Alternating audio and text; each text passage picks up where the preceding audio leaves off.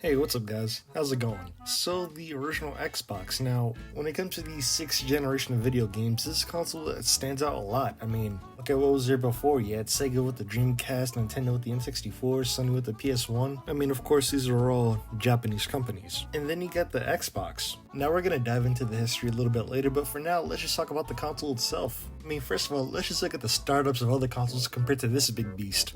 Of course, you got the PS2, which just sounds like somebody slammed down on the piano.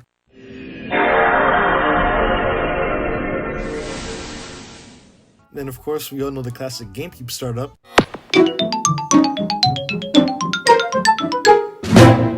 And then there's the OG Xbox.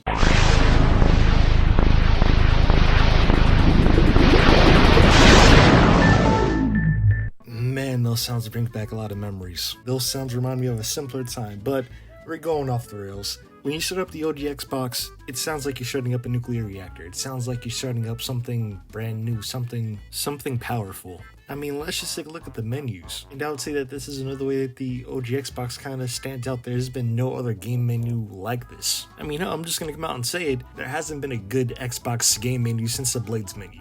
I'm just going to come out and say that. But again, we're getting off the subject. But I mean, just take a look at how green this is.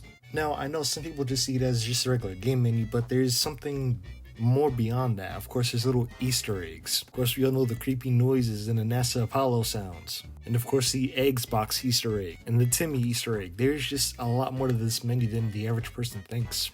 And I just think that this menu is extremely creative. It's like each new option in the menu, it's like its own little world. Of course, you have the game saves, where all your games are saved. You have your music menu, where you could store CDs. And of course, you have your Xbox Live menu, which is kind of useless since that's not up anymore. You get what I'm saying? Each option in the menu has its own little space, its own little quirks and features. And if you decide to go deep enough, you'll find something new. But look, I'm sure I rambled about the menu for long enough now. Another aspect of the OG Xbox that I'd like to talk about is the games. There's a shit ton of hidden gems on the OG Xbox. I mean, you have Whacked, Stubbs the Zombies, Grabbed by the Ghoulies, Blinks, Voodoo Vince, Jet Set Radio Future, Conquer 11 Reloaded, Raising Hell, Crimson Skies. I could go on all day. A lot of these are great, underrated games that need to be experienced, but unfortunately, they're kind of stuck on the OG Xbox. Not to say that that's a bad thing, it's just, I feel like a lot more people should know about these games. Some of these should make a comeback to the Xbox Series X and S.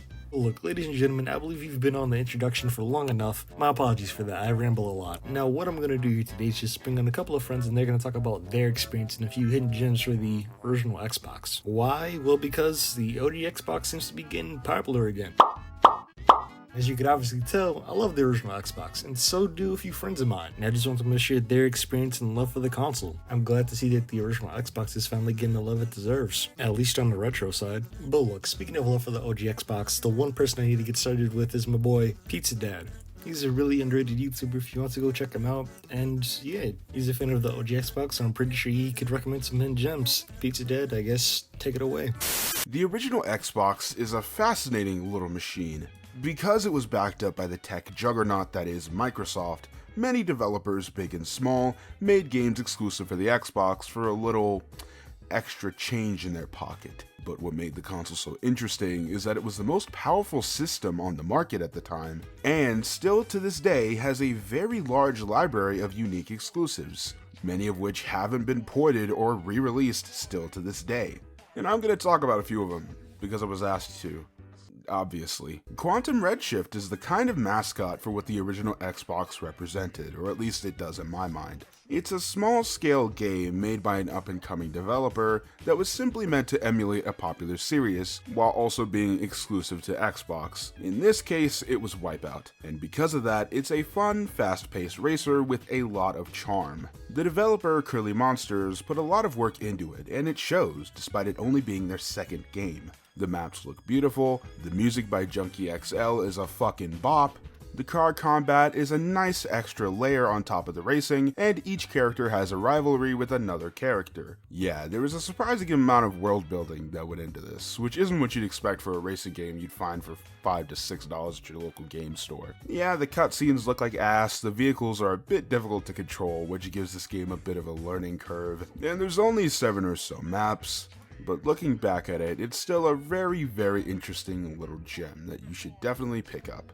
Gun Valkyrie is the definition of a hidden gem. Most games that are referred to as hidden gems are probably just underrated or underrepresented games. This is one of those rare situations where the boot fits, because I literally never knew about Gun Valkyrie until I found it on the Xbox One store on accident. What makes that so surprising is that it's developed by Smilebit, who also made Jet Set Radio, and like that, Gun Valkyrie was originally going to be a Dreamcast game, but after that console failed, Sega decided to port it and all their other games to the Xbox. Because of that, there's a bit of that late PS1, early PS2 jank. The controls are a bit iffy, and the game just throws you to the wolves and expects you to figure it out, which may or may not bother some people. But after the first mission, you'll very quickly pick up on what it's telling you. And what you're left with is an interesting experiment from Smilebit. If you've played Jet Set Radio, Panzer Dragoon Orta, or really any of their games, then you know that they're made for making very beautiful games that are a bit hard to sell to general audiences, to say the least. And Gun Valkyrie is no different. Its world is aesthetically interesting, and the music is fantastic. But like those other titles, it's very take it or leave it. After 20 minutes, you'll know whether or not Gun Valkyrie is for you. But in my case, I had a blast shooting bugs and flying all over the place. But even so, for $10 on the Xbox One store, it's a must-buy for any fan of Smilebit, Sega, or the original Xbox. And my final pick, DOA 3, which is just peak 2000s. The Team Ninja opening, the music, even the font feels like the year 2000 just bitch slapped me across the face. I never grew up with these games, my favorite fighting series was Soul Calibur. However, I've come to adore the DOA series, and not just for the obvious reasons.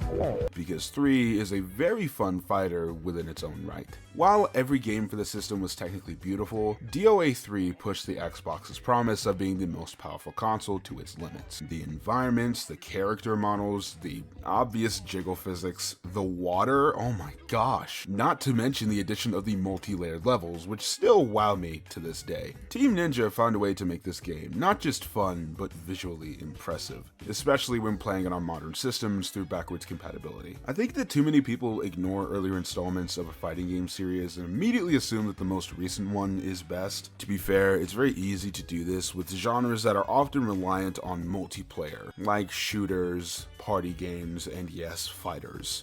And while I haven't played DOA 6, 3 is a very fun time on its own. The characters look amazing, the fighting is fast-paced, the AI doesn't kick your ass too much, the environments show how much the devs were able to do all the way back in 2001, and there's lots of characters, which means lots of endings to obtain.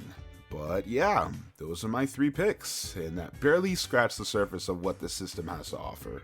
I'm sure somewhere out there, there's somebody going off for 3 fucking hours of every exclusive that the console has. But these were my personal favorites. So, yeah, that's all I got. Alrighty, Pizza Dad recommended some classics. Now, the next guy that I want to introduce is Ethan Gruxon. Dude's been talking about the OG Xbox since he first got started on YouTube. So, yeah, my boy Ethan Gruxon is up next. Dun dun dun dun dun dun dun dun dun. Your champion has returned. You Xbox Original fans don't think the king of the Xbox Original, Ethan Gruxon, abandoned you. I certainly hope not. I love the Xbox Original, and with its growing popularity, a lot of people are rediscovering old forgotten games, which is great. Give you the quick rundown, because I made a 20-minute video on this, so obviously I can't go that full. Quick rundown of my history as a console. I grew up in the early 2000s. It's a childhood console of mine. Was a kid with a lot of stuff going on, and I'll leave it there. This console provided me with a lot of escapism. Games like Halo and Burnout Free Takedown and stuff taught me storytelling and lore, and it gave me characters to invest in. It was just, it was the fucking bee's knees. It was the fucking shit back in the day. Now I'm rambling now. If I had 20 minutes, you'd get a whole story about a child who needed the escapism. I gave you the rundown. It's a cool console. It looks cool. It has fucking giant library of games. I got a cool collection for it. Yada yada. I want to talk about some hidden gems for the console. I'm going to contribute some hidden gems today. I'm not saying these are all amazing, but they ought to be on your radar. The first one is a game I debated on putting on here, because I've talked about it so much, but I got to give it a quick shout out. Armed and Dangerous. It's a LucasArts game. Gameplay is really simple but fun. It's got some creative fucking weapons. It's got a gun that shoots a shulk that goes through the land and eats people. It's got a gun. It's got a thing you can stab in the ground and turn the screen upside down so enemies fall. It's got great humor to it. The gameplay's fun. I've made a video on this already. Another self-plug. But this has always been my go-to hidden gem game whenever asked a question. So seeing that we're talking about the Xbox Original today, even though I've run it into the ground, and people are finally discovering this gem, I have to bring it up again. Armed and Dangerous. If you don't have this game, get it. It's gotta be on your radar. The next game is 25 to Life. It's a game where you play as a gangster. And boy, you know that he from Gruxin be the realest G on the street. I'm a gangster representing the 98019, motherfucker. You also get to play as a cop in the game. And the game is relatively short, but like, it does something really well with all its missions where they're all in different settings and they all stand out. And it's got a great soundtrack too. Like, it's just, if you like gangster games or just like early 2000s, 90s hip-hop gangster game, like, the gameplay's fun, it's simple, but like, it's a nice afternoon play. Like, this should be on your radar. The only downside is the loading times are fucking atrocious. But aside from that, it's worth playing. Now, I promise this isn't just a ploy for self-plugs. Smashing Drive, I made a video on this too. The Smashing Drive is like, it's basically, and I know it's based on a real arcade game. It's an arcade game, like think about like almost like cruising, but not racing. Like a simple arcade style racer. And it's, what I like about this, and I don't know if footage is being shown or not, but like, you drive very fast through different environments. Every level has tons of different paths and ways to take. And it's just about like going through the level. But like, you might drive on a beam at one point or through an alleyway up. Like, the game is super arcadey but fun racing. Oh, it's like beat the clock racing. You're not racing against an opponent. But this game is almost like, it's not the same gameplay, but if you like Crazy Taxi or just arcade racing in general, I would say get this. Again, your socks won't be blowing off, but it will be a fun hour even. And the soundtrack's pretty good. The next game is Red Ninja End of Honor. Now, if you know Hey from Gruxton, you know I like hot Asian chicks. But that's besides the point. Because Red Ninja End of Honor is very fun. It is a bit clunky, I'm not gonna lie. But the ring is this game. Let me explain it. You play as this ninja chick. And you've got a cool weapon set though. Because there's these two blades with a long string. So you can like pull enemies towards you. The kills in this are brutal. You can go, there's melee of course too with the blades. Like, the kills in this game, and it's very stealth based. But not fully. It's a nice balance of like, you can be aggressive and go in, or you can be stealthy, which I like. It's brutal executions, it's a bloody game, it's fun, it's got a good story to it. The thing with this game that's a shame is, it is clunky, but it's really a shame that this series didn't go on. I could have seen this being the beginning of a series, and then this would be like the first one that you go back to and it's clunky. This had series potential written all over it. And I mean, this is a game that, like, it just never gets talked about. But I enjoy this game a lot. I haven't played it in a while, but I had fun with it, and you should fucking add it to your collection, motherfucker. What are you doing? What are you doing? Open another tab, go to eBay and buy it, because I have a feeling this game, it's going to go up in value in the Xbox Original. Who knows, I haven't paid attention to the price in a year, and all the games are fucking skyrocketing anyway. This game might be worth $1 million already, I don't know. Let's hope not, so you can add it to your collection. The next game is Jaws Unleashed. Now, when I was a kid, me and my brother were swimming in the ocean, and like, I was up on the boat, and I thought it'd be really funny to slice my wrist and shoot the blood into the water, and have my brother get attacked by sharks. I don't have a brother anymore. Some pranks go wrong. Don't do dangerous pranks. Anyway, well, I got his room now, so, you know, do dangerous pranks. Anyway, Jaws Unleashed. It's clunky. It is clunky. But this is almost like a B-horror film in a way, or like a cheesy shark film, I guess. There's a million fucking of them. But, like, you get what you want. See, a lot of game developers would have you play as the humans. It's like that Godzilla movie where it's focused on the humans. We want the monster, motherfucker. Put the monster on the screen and everything. The monster. It's like Jason. We're there for the guy with the hockey mask. We're there for the entity itself doing the killing. This game gets to the point. You don't play as the fucking humans. Fuck the humans. They're getting what's coming to them. You're the shark. You're tearing people up. You're breaking down boats. You're the most ruthless motherfucker in the ocean. You're the fucking... Ain't nobody's fin bigger. You're the biggest beast in the fucking lake that's made of salt and wavy and not a lake. I mean, what can I say? It's clunky but fun. Do you want to... When you go to a Jaws game, do you want bloody people being eaten by sharks? Well, they won't bloody when they start it, but they will be bloody after you get to them. Play Jaws Unleashed. It's clunky, but it's another... Like some of the other games I mentioned. You sit down and play, it's a fine afternoon, you know? It's a fun time. It's cheap. Add it to your collection. What are you doing? Waiting. You will have a better time with this than anything after Jaws 2. Now this list was in no particular order, but the final one here is Full Spectrum Warrior. This game is not just a sit down and play afternoon. This game takes a bit more intelligence. It was originally made for the military as like a training sim. And actually there's a code you can input that goes into like a weird version of the game that is the one for the military. Now I hear mixed things, I don't think the military used this, but I like this game. It's very strategy focused, where you move multiple squads of troops around. So Alpha Squad is here, pinned down in the alley. You move B Squad here, C Squad can maybe throw a smoke grenade. Like, you move the different squads around, and you have them perform different actions. It's very strategy, squad based. It's a unique game too, it's not too many games like it. It got a sequel. I never played it. I own it. I remember getting this at a garage sale with my grandma, like, oh God, over a decade ago. Why do we age? Why am I wasting away? Why am I old? Well, maybe I wouldn't be old if I played this to keep my brain rejuvenated at least. This game is fun. You don't have to... Anybody doing Stolen Valor, what are you doing? Just fucking play this. You'll get the experience. You're a fucking guy... Marine military man. Full metal jacket. Oh yeah, it's fun. It's got strategy.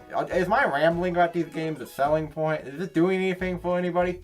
Anyway, this has been Hey from Gruxton rambling about the OG Xbox, because I'm an OG when it comes to the Xbox playing.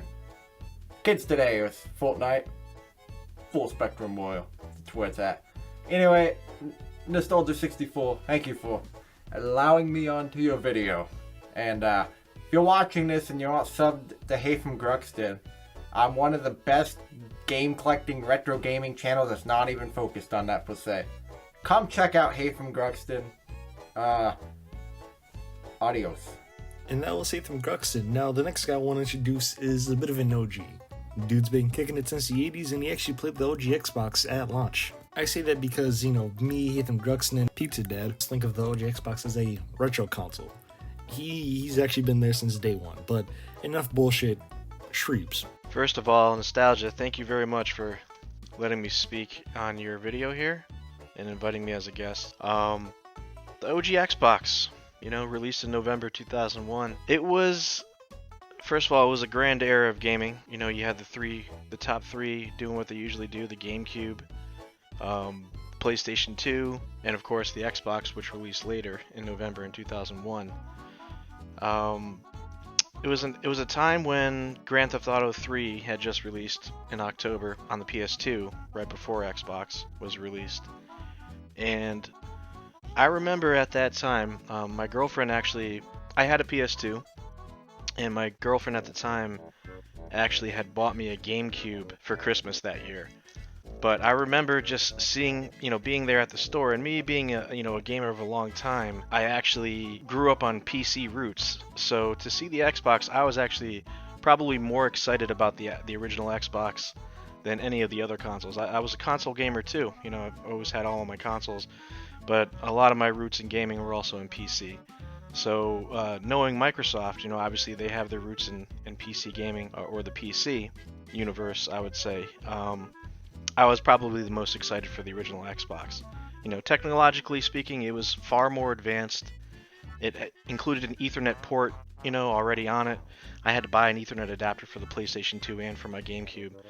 So it included Ethernet. It just had faster shared memory, faster shared memory bandwidth, a faster GPU with texture, mapping and bump mapping, I think is what they called it back then. So a faster GPU, a faster CPU was, more than twice the power of or pretty much twice the power of the PlayStation 2's Emotion Engine. And the graphics, was pretty much as far as like floating point performance, which is, basically raw performance, it was twice the power of a PS2 theoretically on paper. Now some might say, there's arguments to that too, where they could say the Emotion Engine and I forgot what the PlayStation 2 one was called, the graphics synthesizer or something like that. But they could argue that that was technically more advanced, more complex. But as far as raw performance, Xbox took the cake, and everybody knew that. Everybody knew that coming up in the generation there. So, it was definitely an exciting time. I remember, again, I was the most excited for the Xbox when it was going to be released in November 2001, and I had to wait all the way till Christmas before I actually went and got it myself. Again, I had all 3 consoles, and it was by far the best one in my opinion, as far as raw performance goes. Ironically, I did play the PlayStation 2 more, online. I think just because most people had that, but in general, my Xbox, my original Xbox, was my favorite console. It just had more performance. It was more akin to, like I said, PC, the PC culture, the PC universe that I'm used to. But what it really boiled down to, was games. And I think, at that time, arguably Halo 1 and 2, Halo 1, when it released, it was just like, it was jaw-dropping. That's something that, in my opinion, you could not achieve on the other consoles. You just couldn't. You look at the exclusives, Halo, Oddworld, Project Gotham Racing, which is a racing game that you just, in my opinion, you couldn't do on the other consoles. Chronicles of Riddick, Conquer, Live and Reloaded, all the Rare exclusives, games like Fable, Ninja Gaiden Black, which I still have my original copy of, even cross-platform games, like Splinter Cells. And Splinter Cells really found its roots on the Xbox starting off, it was so technologically advanced. But they did eventually port it to the PlayStation 2 and I believe the GameCube. But even like, for example, the third one, Chaos Theory, I don't think you could achieve that type of quality and that type of, the vision of what the actual developers wanted unless you, as far as consoles go, unless you were playing it on the Xbox. So, again, the Xbox was my favorite, and when it came to games, really, I was the most excited for new games on the Xbox because I knew that there were certain games that you could only achieve on the Xbox just from raw performance. And again, me being a PC guy and a console guy, I found my niche there, and that was always it was always the best for me. It was so far ahead. It was far ahead as far as technology goes and raw performance than the other ones. But either way, that's my experience with it, and it boils down to the games, and I think that there are certain games that you couldn't achieve on the other systems that you could with Xbox, and even multi-platform games or multi-platform games. I would always go for the Xbox one because it looked better. Online, again, believe it or not, even though it included the Ethernet port, I would kind of shy away and go to the PlayStation 2. But all in all, that was kind of the gist of it. But hey, again, thank you, Nostalgia, for letting me be on your video here. Take it away. And that was Shreebs. Now, ladies and gentlemen, that's about it. My apologies if this video ran a little bit long. It was a collaboration between me and a couple of friends, and the video turned out decent for the most part. To be honest, this was just kind of a love letter to the OG Xbox. Again, I'm glad to see that it's getting popular once again. I'm glad to see that it's getting the love it truly deserves. I mean, hey, like he said, this was the most powerful console for the time. And just like Pizza Dad Nathan Gregson said, this thing's full of just hidden gems. Again, I could go off all day, but again, I believe I'm starting to ramble, so I'll just end it off here. Ladies and gentlemen, if you want to, like, subscribe, do whatever you want to do, no rush, and tell me down below, what's your favorite original Xbox game? Tell me down in the comments, and I'll see you guys later. Peace.